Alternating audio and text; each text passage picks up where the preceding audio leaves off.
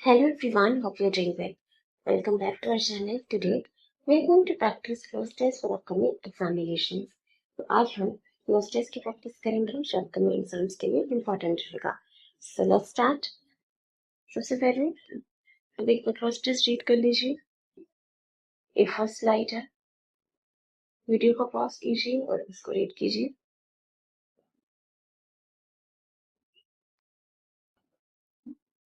तो पॉज करके रीड कर लीजिए. तो देखिए second slide.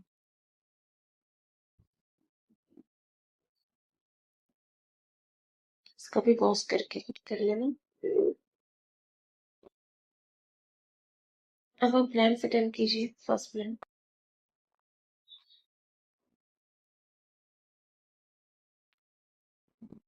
Second.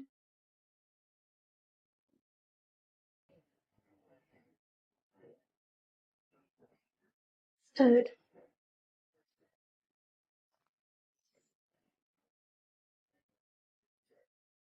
Fourth.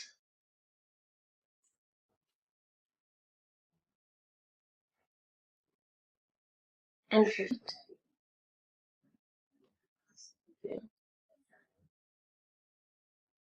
I hope आपने क्लाइंट्स अटेंड कर लिए होंगे. अब हम डिस्कस करते हैं.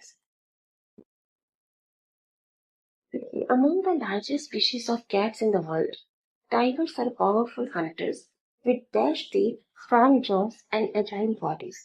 यहाँ पे ये कहा जा रहा है large among the largest species of cat, मतलब कैट्स की जातियां हैं, प्रजातियां हैं, उनमें से जो टाइगर है पावरफुल हंटर्स, पावरफुल होते हैं, शक्तिशाली है, और हंटर्स है, शिकारी होते हैं, विद डैश टीथ के साथ, स्ट्रॉन्ग जॉस, मतलब उनके जो जबाड़े जॉस होते हैं वो स्ट्रॉन्ग होते हैं, मजबूत होते हैं, एंड अजाइल बॉडीज होता है, वो फुर्तीले होते हैं.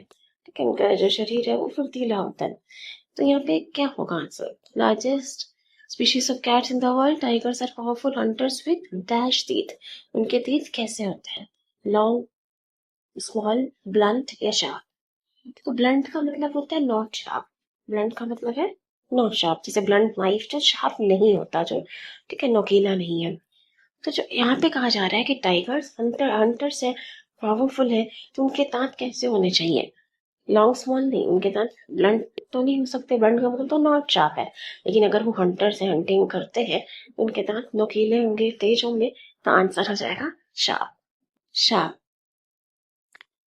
They range from across Asia, from Russia all the way to Sumatra and mainland Southeast Asia. वो पूरे एशिया में पाए जाते हैं टाइगर्स, रशिया से लेकर के सुमत्रा आइलैंड और मेनलैंड साउथ ईस्ट एशिया, ठीक है, दक्षिण पूर्वी एशिया में. Researchers will have much to learn dash this beautiful endangered dash. Researchers जिनके बारे में खोज करते हैं still have much to learn, अभी उन्हें बहुत कुछ जानना बाकी है. Dash this beautiful, with this beautiful, into, about या along. कौन सी प्रपोजिशन आएगी यहाँ? हम यहाँ पे किसकी बात करें? टाइगर्स की बात करें, जो कैट्स की एक स्पीशीज है. तो उनके बारे में जानना बाकी है अभी रिसर्चर्स को. तो लर्न अबाउट होना चाहिए कि उनके बारे में भी बहुत कुछ जानना बाकी है. Learn about this beautiful endangered dash rabbits, cats, elephants, dogs. किसकी बात कर रहे हैं हम यहाँ? इस एंडेंजर्ड का मतलब है जो खतरे में है, विलुप्त होने के जो खतरे में है, क्योंकि विलुप्त होने का खतरा मंडरा रहा है. About this beautiful endangered dash. भी हमने बात की largest species of cats in the world. Tiger जो है कैट्स की स्पीशीज है. तो एंडेंजर्ड क्या है? टाइगर के बारे में कहा जा रहा है. तो टाइगर एंडेंजर्ड क्या है? रैबिट्स है. रैबिट्स की तो कोई बात नहीं की. कैट्स की स्पीशीज. एलिफेंट्स है नहीं, डॉग्स है नहीं, कैट्स. स्पीशीज ऑफ कैट्स लिखाई है, तो आंसर हो जाएगा cat. There is currently one recognized species of tiger. ठीक है, एक स्पीशीज है टाइगर की, एक प्रजाति है पैंथेरा टाइग्रिस. पैंथेरा टाइग्रिस नाम है स्पीशीज का. Scientists have further dashed the tiger into 9 subspecies. ठीक है, और 9 subspecies में साइंटिस्ट ने इसको डैश कर दिया है. Declared, restrict, regionalized, classified. Generalise का मतलब होता है सामान्य तौर पे, लेकिन यहाँ तो कहा जा रहा है कि और 9 अन्य प्रजातियों में इनको डैश कर दिया गया है, मतलब विभाजित कर दिया गया है। ये कहा जा रहा है कि और 9 सब स्पीशीज में इसको बांट दिया गया है। तो जनरलाइज तो होता है सामान्य तौर पर करना वही बात। रिस्ट्रिक्ट का मतलब है रोकना, कंट्रोल करना। डिक्लेयर का मतलब है घोषणा करना। तो घोषणा थोड़ी की गई है, इनको कैटेगराइज क्लासिफाई कर दिया गया है और 9 सब स्पीशीज में इनको डिवाइड कर दिया गया है। तो आंसर हो जाएगा क्लासिफाइड, एक तरह से ग्रुप में बना दिया है और 9 सबस्पीशीज का। Scientists have further classified the tiger into 9 subspecies.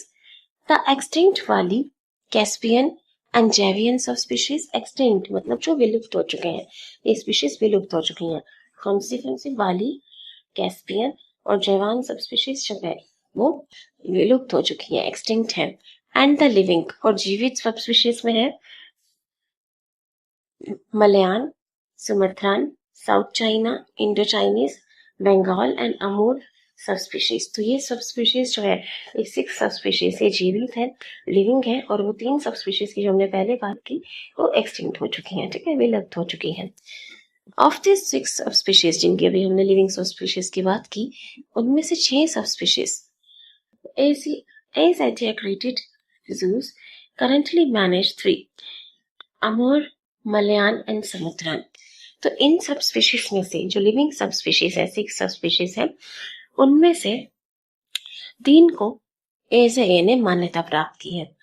एजे ने इन चीज को मान्यता प्राप्त की है जहां पे ये स्पीशीज पाई जाती है, Amur, Malayan and Sumatran. The Smithsonian's National Zoo and Conservation Biology Institute is home to Sumatran and Amur tigers. तो यहाँ पे नेशनल जू कंजर्वेशन बायोलॉजी इंस्टीट्यूट में सुमत्रन और अमूर टाइगर्स पाए जाते हैं। Sumatran tigers are dash as critically endangered, मतलब ये विलुप्त होने के खतरे में है, ठीक है, इनका खतरा जो है वो सीरियस है, क्रिटिकल है।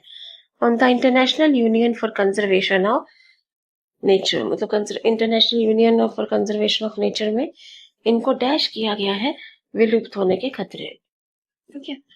Red light and Amur tigers have been classified as endangered, और अमूर टाइगर्स और रेड लाइट टाइगर्स को भी विलुप्त होने के खतरे में बताया गया है।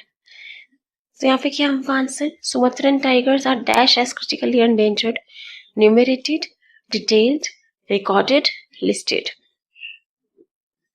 देखो, International Union for Conservation of Nature's red light, nature's red light यहाँ पे कहाँ किसे कहा जा रहा है, नेचर रेड लाइट जो एंडेंजर्ड स्पीशीज की यहाँ पे बात की जा रही है, वो जातियां जो विलुप्त होने के खतरे में है।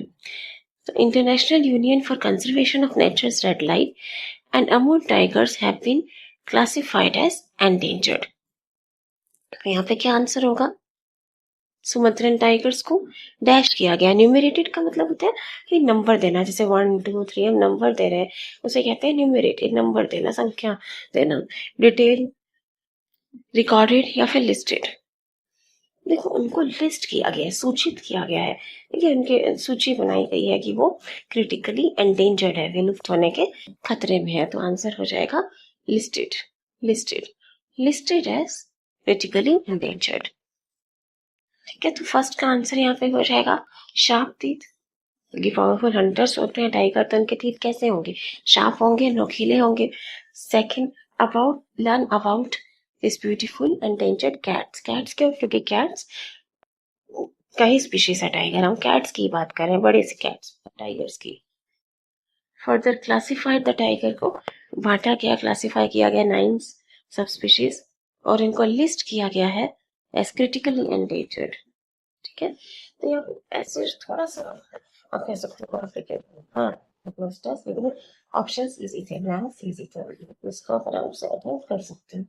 अगर आप सारा इसमें क्लोज टेस्ट नहीं भी समझो, नहीं तो माइनस से नहीं भी समझते, तो भी इसको अटेम्प्ट कर सकते हैं, जैसे कम टाइम भी हो तो ऐसे क्लोज टेस्ट को अटेम्प्ट किया जा सकता है, ऑप्शंस इजी थे। चलिए, आई होप आपने अच्छा स्कोर किया होगा, अगर नहीं भी किया कोई बात नहीं, प्रैक्टिस कर लेंगे। चलिए, सेकंड क्लास टेस्ट अटेम्प्ट कीजिए, वीडियो को पॉज करिए, फर्स्ट रैंक अटेम्प्ट कीजिए।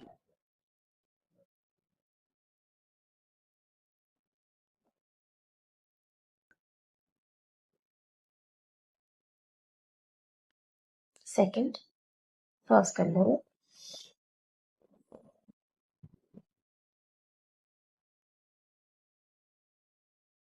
Third,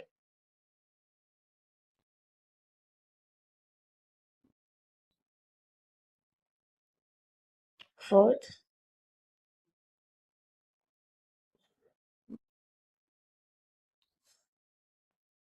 and fifth.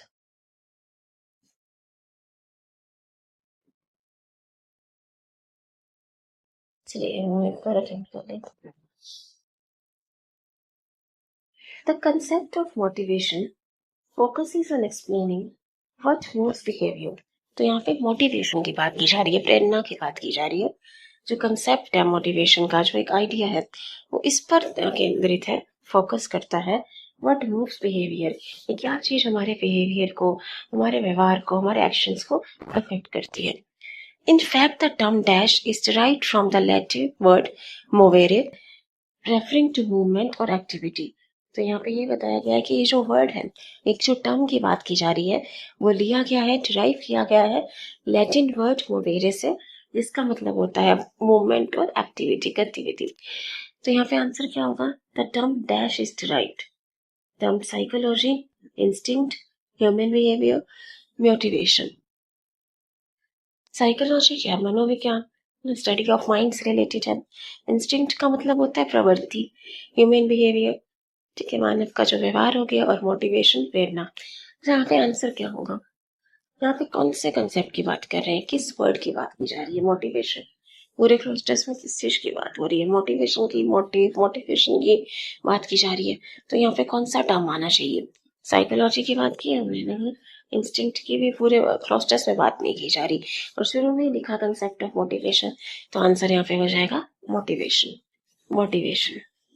नेक्स्ट देखिए, most of our everyday explanation of dash is given in terms of motives। तो जो हमारे रोज का डैश होता है, उसकी एक्सप्लेनेशन, ठीक है, उसको एक्सप्लेनेशन दी गई है इन टर्म्स ऑफ मोटिव्स। मतलब जो हमारा मोटिव है, मतलब जो हमारा मकसद होता है, जो हमारा पर्पस है, मोटिव है, उसमें उस चीज की एक्सप्लेनेशन दी जाती है। Most of our everyday explanation of dash, explanation of behaviour, goal, incentive, motivation. अगर आपको अभी नहीं भी समझ आ रहा तो आगे थोड़ा सा पढ़ो।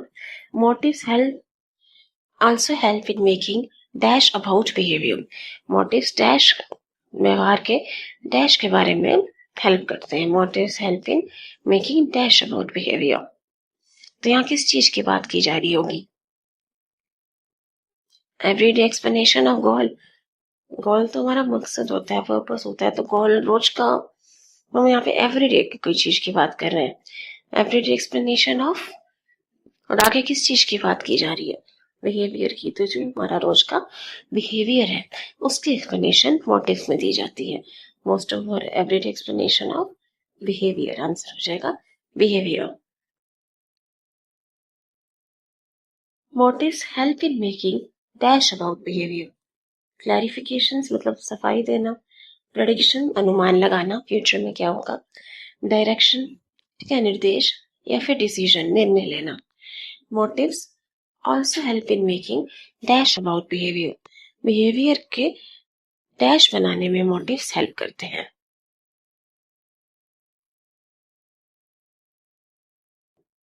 देखो, अगर आपको क्लियर नहीं भी हो रहा तो थोड़ा सा आगे पढ़ो, थोड़ा आगे पढ़िए। फोर्थ लाइन के आगे देखो, यहाँ पे लिखा है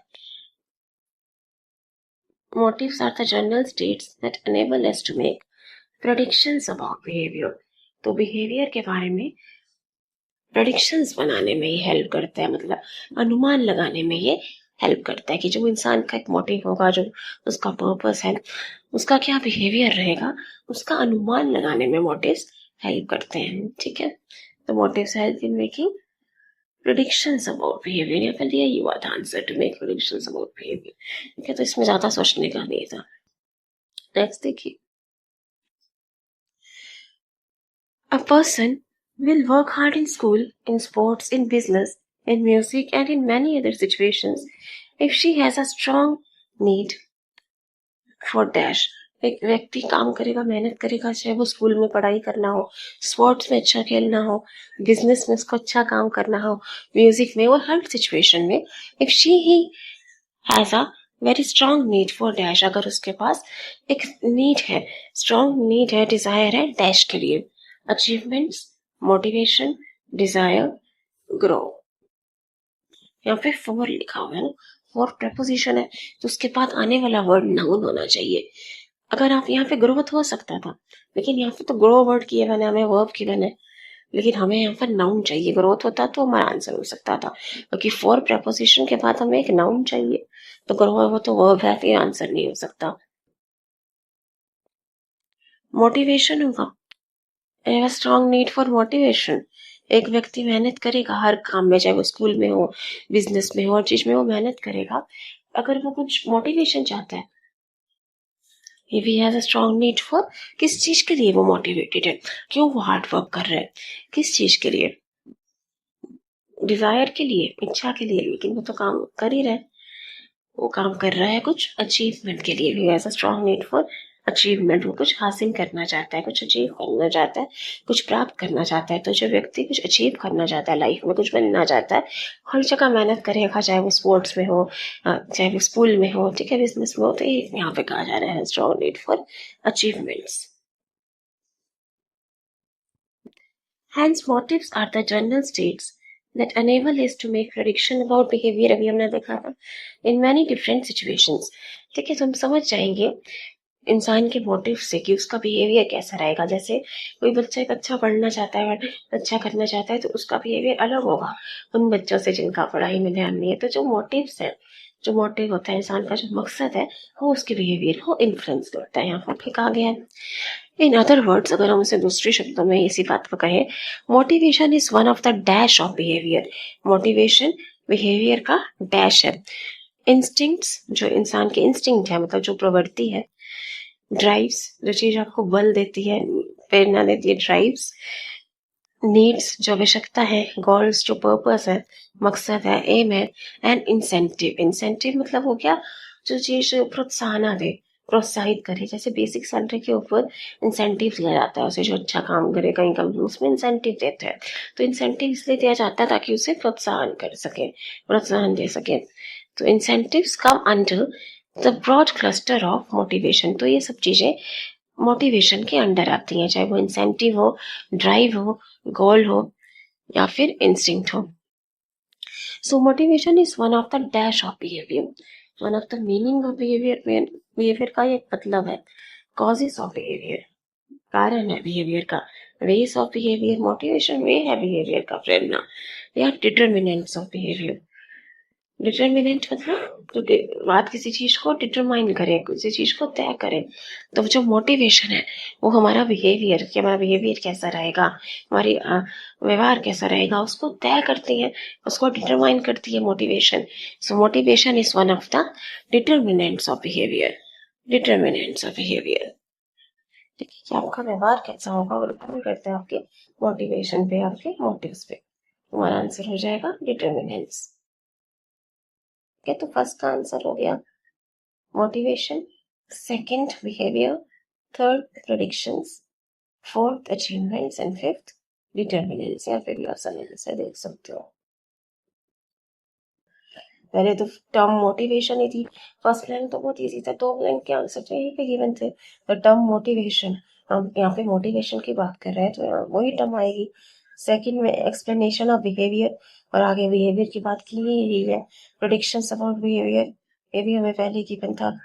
स्ट्रॉन्ग नीड फॉर अचीवमेंट्स, ठीक है, जिसका मोटिव जैसा होगा उसका व्यवहार वैसा होगा, जो कि अचीव करना चाहता है वो हर जगह मेहनत करेगा। और one of the determinants of behaviour, जो मोटिवेशन है, वो बिहेवियर को डिटरमाइन करने वाला, तय करने वाला एक, आप कह सकते हो, कंसेप्ट है। So thank you everybody. Thanks for watching. Please share and subscribe. Thank you.